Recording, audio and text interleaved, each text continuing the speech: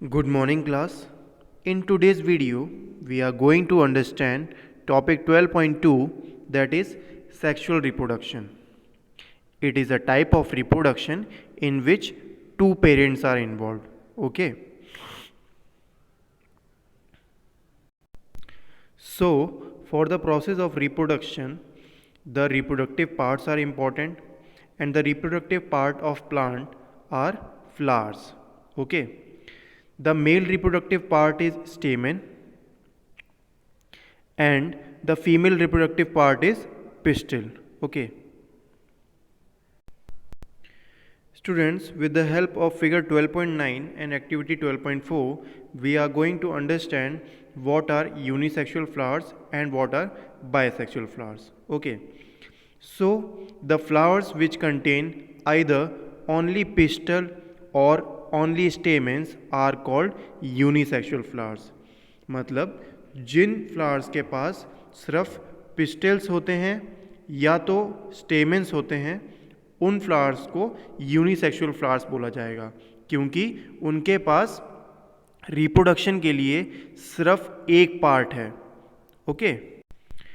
अगर उनके पास स्टेमेन है तो फिर उनके पास मेल रिप्रोडक्टिव पार्ट है, और अगर उनके पास पिस्टल है तो फिर उनके पास फीमेल रिप्रोडक्टिव पार्ट है. इस तरीके से ऐसे फ्लावर्स जिनके पास सिर्फ एक मेल रिप्रोडक्टिव पार्ट होगा तो वो फ्लावर्स यूनिसेक्सुअल फ्लावर्स कहलाए जाएंगे. ठीक है. Uni means one. Okay. Flowers which contain both stamens and pistils are called as bisexual flowers.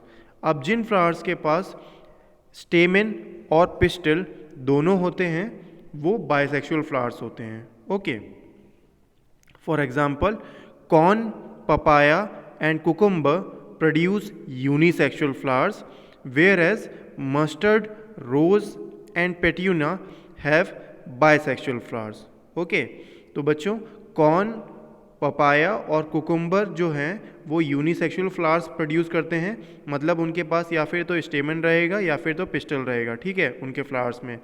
और जो मस्टर्ड, रोज़ और पेट्यूना हैं, ऐसे टाइप्स के प्लांट्स जो हैं वो बायसेक्सुअल फ्लावर्स प्रोड्यूस करते हैं जिनके पास both male and female part reproduction के लिए रहता है. ठीक है. So as we know, these two are the male and female reproductive part of flower. Okay. Now if we talk about stamen, it has a filament, okay, and anther. And this anther contain the pollen grains. Okay. Pollen grains. Okay. And these pollen grains are known as the male gamete, which take part in the process of fertilization to produce new offspring. Okay. And this is the female reproductive organ, okay, of a plant. This is the stigma, this is the style, and this is the ovary, which contains one or two or more ovule. Okay. And the ova produced in the ovule are known as the female gamete. So when the pollen grains from the anther and the ova produced by the ovule fuse together, they form the new baby plant or new offspring. Okay. So the first step, that is before the generation of the offspring, that is the zygote. When the male gamete and the female gamete fuse together, they will form a single cell that is called zygote. Okay. And later on it will develop into a new individual plant. Okay. Stamen फूल का male reproductive organ है और ये इन pollen grains को produce करता है. ये और कुछ नहीं लेकिन मेल गैमीट्स हैं. ये आमतौर पर पीले रंग के होते हैं और बाहर की ओर आसानी से दिखाई देते हैं, जैसे कि हाइबिस्कस फूल में. कार्पल के बारे में क्या कहना है आपका? आपके अनुसार कार्पल क्या होता है? कार्पल प्लांट का फीमेल रिप्रोडक्टिव ऑर्गन होता है. यह आमतौर पर फूल के बीच में होता है. इसके 3 हिस्से होते हैं और आपके अनुसार कार्पल क्या होता है? कार्पल प्लांट का फीमेल रिप्रोडक्टिव ऑर्गन होता है. यह आमतौर पर फूल के बीच में होता है. इसके 3 हिस्से होते हैं और इनके बारे में सीखना बहुत इंटरेस्टिंग है. कार्पल का एक सूजा हुआ बॉटम होता है और क्या आप अनुमान लगा सकते हैं कि उसे क्या कहते हैं? हम उसे ओवरी कहते हैं। ओवरी से बाहर आती हुई और ऊपर की ओर बढ़ती एक लंबी ट्यूब है जिसे स्टाइल कहते हैं। सूजा हुआ बॉटम ओवरी है और लंबी ट्यूब को स्टाइल कहा जाता है। अंतिम हिस्से के बारे में आप क्या कहेंगे? वो हिस्सा जो सराउंडिंग्स के संपर्क में होता है। अगर आप इस हिस्से को छूते हैं तो यहाँ इसके टिप पर आपको एक चिपचिपी चीज महसूस होगी। इसे स्टिग्मा कहते हैं और ये पोलन ग्रेन्स को चिपकने में मदद करने के लिए चिपचिपा होता है। ये सब देखने में कितना ऑर्गेनाइज लगता है और ये एक शानदार तरीके में काम करता है। और ये सिर्फ एक चीज प्रूव करता है कि प्रकृति अद्भुत है। हम इसके बारे में हमारे So now we will move to the next part, that is pollination. Okay. So generally pollen grains have a tough protective coat which prevents them from drying up. Since pollen grains are light, they can be carried by wind, water or insects.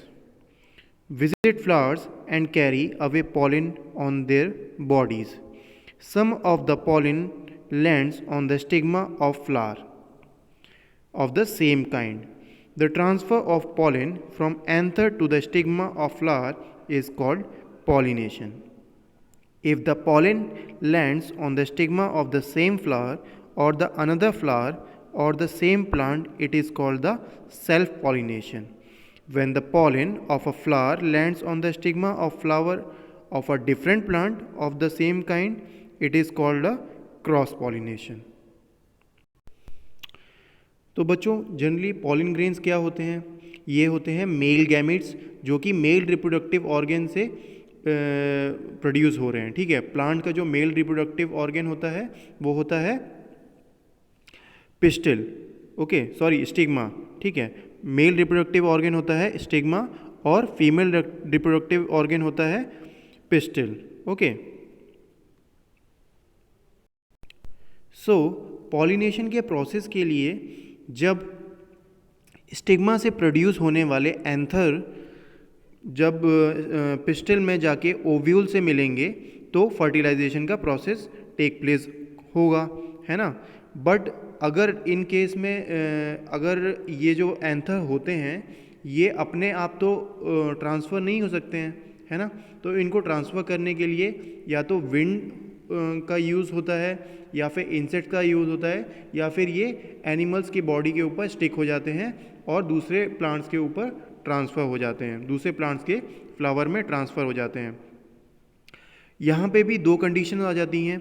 अगर ये जो anther produce होते हैं stigma के through, अगर ये same flower में enter होते हैं, सेम फ्लावर के पिस्टल में एंटर होंगे, तो फिर जो फर्टिलाइजेशन का प्रोसेस अकर होगा उसको हम लोग सेल्फ पॉलिनेशन बोलेंगे। ठीक है, क्योंकि इसमें जो मेल रिप्रोडक्टिव ऑर्गन से जो मेल गैमेट प्रोड्यूस हुआ है जिसे हम लोग एंथर बोलते हैं, वो उसी के फीमेल रिप्रोडक्टिव पार्ट में जाके फ्यूजन का क्रिएट कर रहा है। ओके, तो it is the self pollination.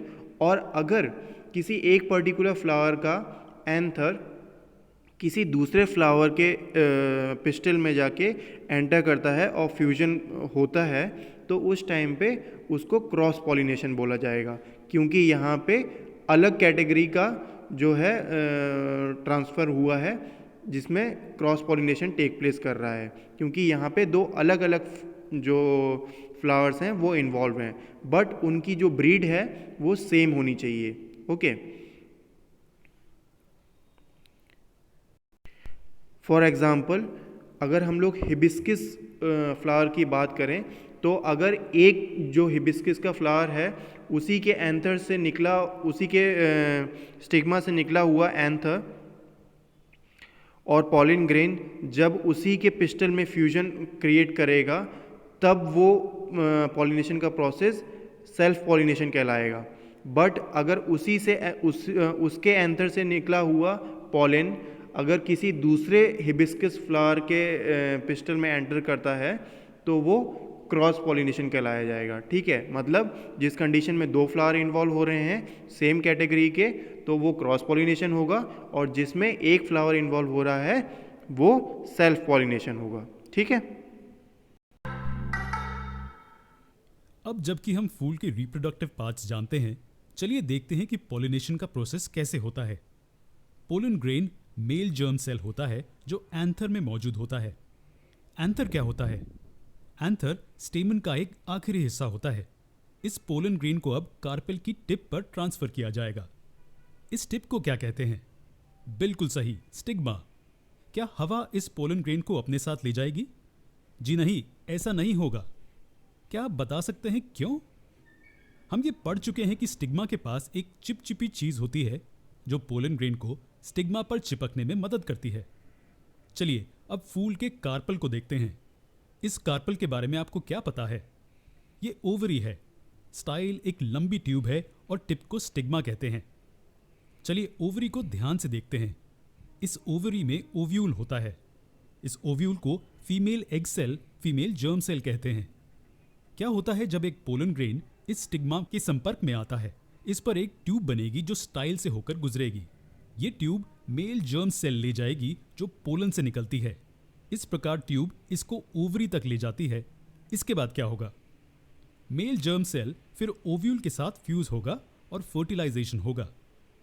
क्या आप जानते हैं कि इस फर्टिलाइजेशन से किस चीज का जन्म होगा? ये एक जाइगोट को जन्म देगा। मेल और फीमेल गैमेट के मिलने से एक जाइगोट बनता है। कुछ ही समय में ये जाइगोट एक एम्ब्रियो बन जाएगा, जबकि ओव्यूल एक थिक सीड कोट बन जाता है। ओवरी को क्या होता है? जैसे जैसे ओवरी मैच्योर होती है, एक फल बनना शुरू हो जाता है और फूल के बाकी के पार्ट्स मरने लग जाते हैं। फूल मुरझा जाता है और अब उसकी जगह पर एक फल आ जाता है। बीज जो फल के अंदर बंद है, उसमें रिप्रोड्यूस करने की क्षमता है और वो एक नया प्लांट बनाएगा। ये कैसे मुमकिन है? ये बहुत आसान है, क्योंकि जब बीज जमीन पर गिरता है वो जर्मिनेट होता है और इस जर्मिनेट हुए बीज से नए प्लांट का जन्म होता है। क्यों है ना प्रकृति का ये मैकेनिज्म कमाल का? So students, let's move to the next topic, that is fertilization.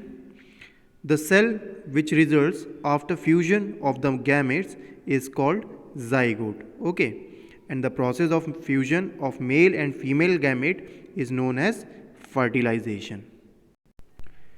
And the zygote further develops into embryo.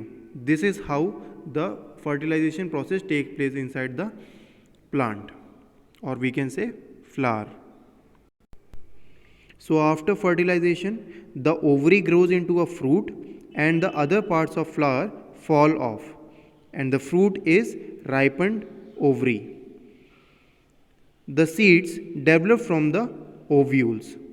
The seed contains an embryo enclosed in a protective seed coat.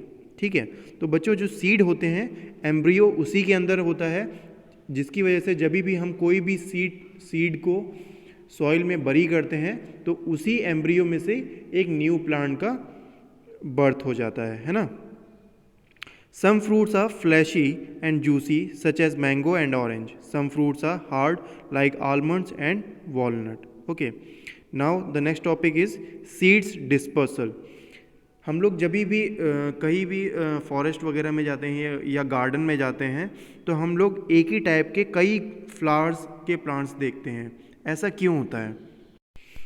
ऐसा इसलिए होता है क्योंकि जब भी हम लोग कहीं भी घूमने के लिए जाते हैं, जो ऐसा फॉरेस्ट एरिया है या फिर वाइल्ड एरिया है, तो वहाँ पे प्लांट्स भी घूमते हैं, हम लोग भी घूमते हैं। तो उन प्लांट्स के जो फ्लावर्स होते हैं उसके थ्रू जो सीड्स प्रोड्यूस होते हैं वो हमारी और एनिमल्स की बॉडी के ऊपर स्टिक हो जाते हैं और उनका डिस्पर्शन इस तरीके से हो जाता है। और जब हम लोग किसी दूसरी प्लेस पे पहुंच जाते हैं तो वो सीड्स हमारी बॉडी से या तो हम लोग खुद अपने आप छुटा देते हैं या फिर वो अपने आप छूट जाते हैं। ठीक है, और वो जहाँ पे भी जिस भी सॉइल में गिरेंगे उस सॉइल से कवर हो जाते हैं और उसमें से एक न्यू प्लांट वो सेम फ्लावर का, सेम प्लांट का ग्रो कर जाता है। तो इस तरीके से एक ही टाइप के फ्लावर्स और प्लांट्स कई अलग अलग जगह पे देखने को मिल जाते हैं। ठीक है, ये सीड्स का डिस्पर्सल बहुत तरीके से हो सकता है।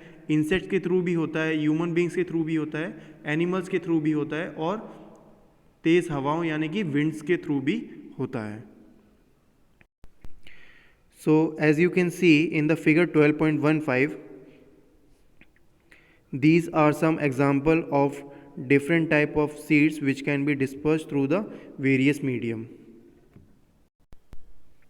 such as seeds of drumsticks and maple, the hairy fruit of sunflower, and hairy seeds of mother ack and xanthium.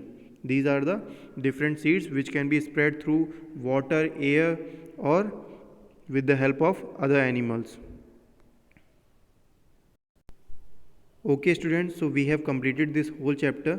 If you have any doubt, you can ask me out.